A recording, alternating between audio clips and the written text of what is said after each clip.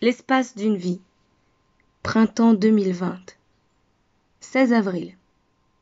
À notre habitude, ma sœur et moi jouons dans le jardin. Nous ne sommes qu'au mois d'avril, mais il fait déjà un grand soleil. Nous nous réfugions dans notre cabane perchée en haut de l'arbre. Cette cabane, nous l'avons construite avec notre père. Nous pouvons dire que c'est un peu notre jardin secret. Nous sommes les seuls à avoir le mot de passe pour y entrer. Anna me répète toujours qu'elle trouve que la cabane est très haute et qu'elle a peur, mais j'arrive toujours à la réconforter. Avec Anna, nous avons 1 an d'écart, mais nous sommes comme des jumelles, inséparables. Nous nous racontons tout, nos journées à l'école, les copains de classe que nous aimons bien, mais surtout, on adore parler de nos rêves, de notre futur. Ça peut paraître bizarre comme conversation pour des fillettes de 7-8 ans, mais ce sont les moments que je préfère. Le principe est que l'on se pose des questions chacune à notre tour sur les différentes façons de voir l'avenir. C'est au tour d'Anna. Penses-tu que tu auras des enfants? Eh oui, bien sûr. J'en voudrais 3. Et toi, Anna? Ah, moi, 4. Ou 5. Ça fait beaucoup 5, non? Dis-je en rigolant. Mais non! Attention! Crie Anna. Que se passe-t-il? Je n'ai pas entendu la réponse d'Anna. Je ressens une douleur qui envahit tout mon corps. 17 avril. J'ouvre les yeux. Je me demande où je suis. Il y a ma famille, ma sœur pleure et mes parents sont silencieux. Un robot entre dans la pièce. Je me rends compte que je suis à l'hôpital. Le robot m'annonce que les injections ont été remplacées par un scanner. Je suis anxieuse car j'ai peur des piqûres. Mes parents me couvrent de câlins. Je n'ai rien senti. C'est une toute petite machine qui te scanne comme si tu étais un code-barre et introduit les produits dans ton corps. Lorsque je demande pour prendre l'air, un autre robot arrive. Je dois choisir la destination et grâce à sa caméra, il m'emmène me balader. Depuis quelques heures, je me sens soulagée. Je ne ressens plus de douleur. Mon esprit prend le dessus. 18 avril. Aujourd'hui, c'est mon anniversaire. Mes parents organisent une fête surprise. Toutes mes copines sont présentes. Je suis si heureuse de les voir. La maison est décorée tout en rose, c'est magnifique. Quand c'est le moment du gâteau, maman me donne une tablette et je dois choisir la pâtisserie de mes rêves. Elle me dit d'appuyer sur l'image. C'est magique, car le dessert apparaît devant moi avec 9 bougies. Il y a une superbe ambiance. Avec les copines, nous dansons, chantons, crions. Un énorme cadeau arrive au milieu de la pièce. Je n'en ai jamais vu un pareil. Ma chanson préférée s'enclenche et mes parents me disent d'ouvrir l'énorme boîte. Johnny Hallyday est là et chante Laura, rien que pour moi.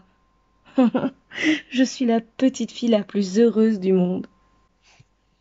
19 avril. Ce matin au réveil, je sens une présence et des chatouilles sur la jambe. C'est étrange car je ressens la peur chez cette chose qui me touche. Je n'ose pas ouvrir les yeux. J'ai aussi peur. Mais de quoi s'agit-il? Je regarde d'un œil et quel étonnement de voir un chat-léon. Avec Anna, nous avons toujours rêvé d'en avoir un. Oh, je remercie mes parents en les serrant dans mes bras et ils me disent que c'est un cadeau de mon parrain pour Noël. Je reçois le mode d'emploi pour bien m'occuper du chat-léon. Je cours dans la chambre d'Anna et nous le regardons bizarrement. Un coup, il est gris, un coup, il est bleu ou violet. Il est expliqué dans le mode d'emploi que le chat change de couleur en fonction de ses sentiments.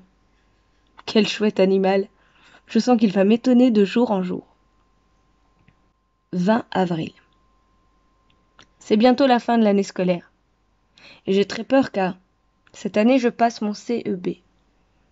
Demain je vais visiter ma nouvelle école avec mes parents et ma sœur. Je suis rassurée qu'Amélie, Andrea et Ethan pensent aller à la même école que moi. Cette nouvelle aventure me stresse. Je préfère penser à nos vacances d'été. Cette année, nous partons en Espagne, dans une superbe villa. Ah, que j'ai hâte d'y être. 21 avril. Me voilà dans la cour des grands.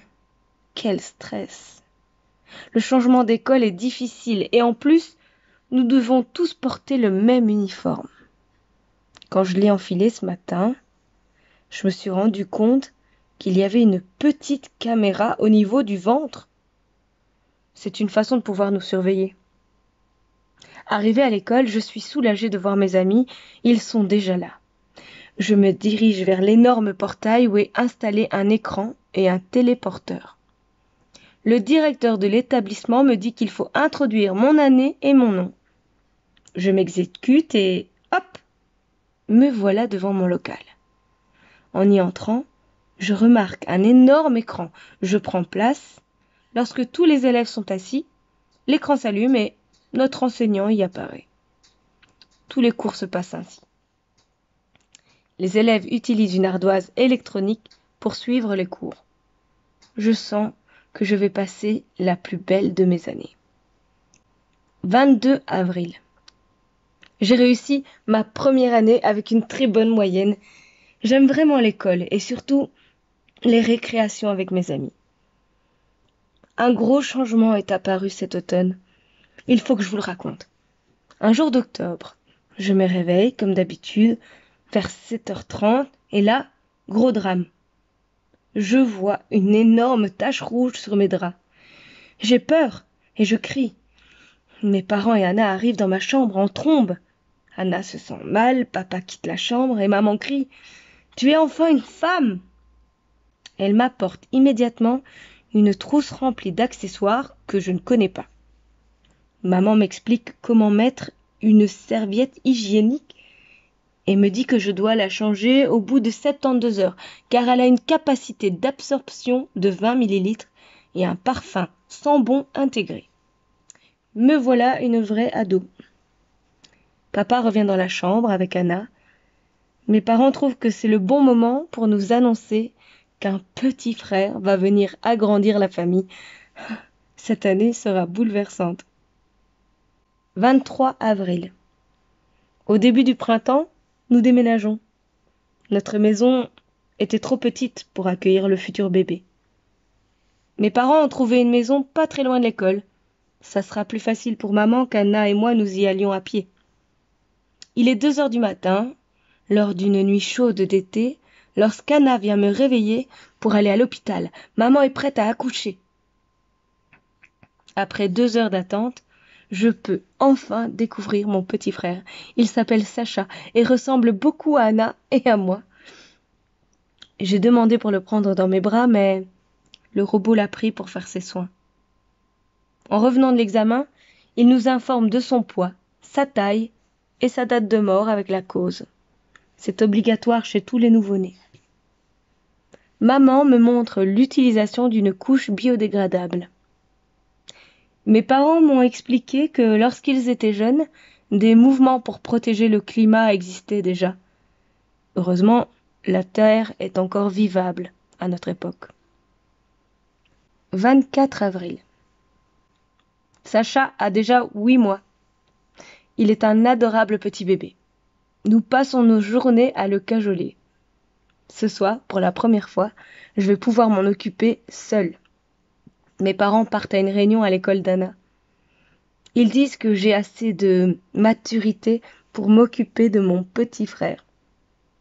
Pourtant, depuis plusieurs semaines, je sais qu'ils acceptent de me laisser sortir avec mes amis en discothèque. Je ne sais pas s'ils ne veulent pas me voir grandir ou s'il y a vraiment un danger à sortir. 25 avril. Après 6 mois de négociations, mes parents me laissent enfin sortir. Andrea, Amélie, Ethan et moi allons à Berlago. Dans le sas d'entrée, une machine nous scanne de la tête aux pieds. Sur un écran apparaît un tas de chiffres avec un panneau vert. La porte s'ouvre. Mes amis m'expliquent que si j'étais sous influence d'alcool ou de drogue, la porte ne se serait pas ouverte. Sur un autre tableau, nous commandons à boire. Ensuite, direction la piste de danse. Je danse comme jamais, mais je me sens un peu mal à l'aise en sentant constamment un regard sur moi. C'est Ethan. Que lui arrive-t-il? Il s'approche et m'embrasse. Je suis tellement heureuse. J'ai hâte de voir Anna pour tout lui raconter. Lorsque nous partons, nous devons repasser par un sas. La porte reste fermée pour un homme devant nous. Son taux d'alcoolémie est trop élevé. La machine fait retentir une alarme et un taxi arrive pour le reconduire chez lui. Quelle belle soirée. 26 avril. Cela fait 5 mois qu'Ethan et moi nous sommes amoureux. Chaque fois que je pense à lui, j'ai des papillons dans le ventre. Je mets la musique en sourdine et je rêve de nous. Mes parents débarquent dans ma chambre avec Sacha. Sur le coup, je suis très en colère mais à leurs yeux, je comprends que quelque chose ne va pas. Papa s'installe sur mon lit en me prenant la main. Maman se met à pleurer. Je me demande où est Anna. Un malaise m'envahit.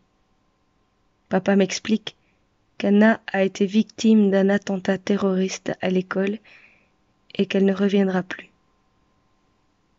Mon monde s'effondre.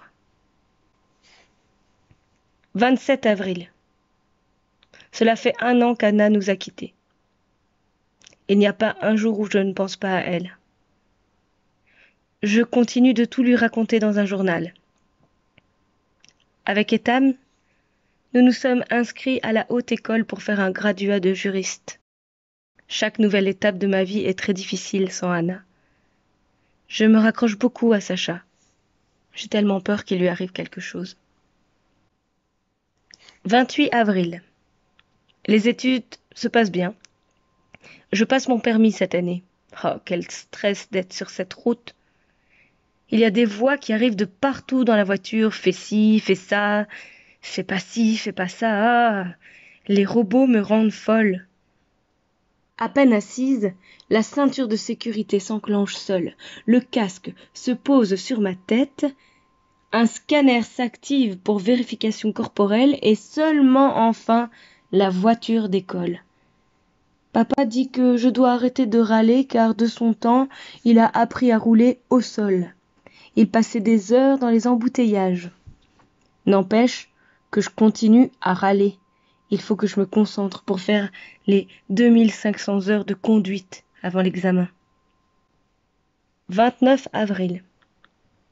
Ethan m'invite au restaurant ce soir. Nous avons rarement le temps de penser à nous, avec les études, les amis, maman malade et Sacha qui réclame beaucoup d'attention. Il vient me chercher à 18h. Il me bande les yeux. Quand la voiture s'arrête, une angoisse m'envahit. Il me fait monter des marches, une porte s'ouvre. Il me tire mon bandeau.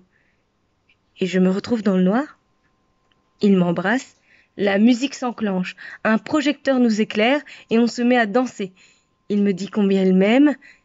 À la fin de notre chanson, il se met à genoux pour me demander en mariage. Je suis folle de joie. Je pleure, je ris et surtout je dis oui. Et là, la lumière s'allume et tout notre entourage se met à applaudir. 30 avril. C'est l'année du changement pour notre couple. Nous avons tous les deux été embauchés dans l'entreprise où nous avons fait notre stage de fin d'année. Ethan s'occupe de la législation sociale et moi de la législation économique. Nous sommes très épanouis dans notre travail. Nous emménageons ensemble fin octobre et le mariage est prévu pour le 16 décembre. J'aime ma nouvelle vie. Si seulement Anna pouvait être là. 1er mai. Les vacances sont agréables, malgré que nous sommes restés à la maison. Avec l'approche de l'accouchement, je n'ai pas osé m'éloigner de trop. Il fait très chaud, et la piscine me fait un bien fou. Nous passons une superbe soirée avec nos amis. Je ne suis pas mécontente quand je me retrouve au lit. La chaleur, la musique, la nourriture, tout m'a épuisé. Il est 4 heures du matin quand je comprends que le travail a commencé. Arrivé à l'hôpital, je suis prise en charge directement. L'accouchement sera rapide selon le sage robot. Je m'installe sur la table et 30 minutes après, j'ai Anna-May dans mes bras. Elle crie. 2 mai. J'ouvre les yeux, petit à petit. Je ne comprends pas ce qui m'arrive. Mais où est Anna-May? Je crie après. Mes parents s'approchent. En me dévisageant, ils sont apeurés et appellent le médecin robot. Ils n'arrêtent pas de me dire, mais qui est Anna-May? Le robot arrive, il me pose plein de questions, je le coupe sans cesse et je réclame ma fille et Ethan. La porte s'ouvre sur Anna qui entre dans la chambre. J'hurle qu'elle est morte, que ce n'est pas possible. Je cherche Sacha partout. Mes parents sont perdus et horrifiés. Le robot me calme et me dit qu'Anna-May et Sacha n'existent pas. Je n'ai que 8 ans.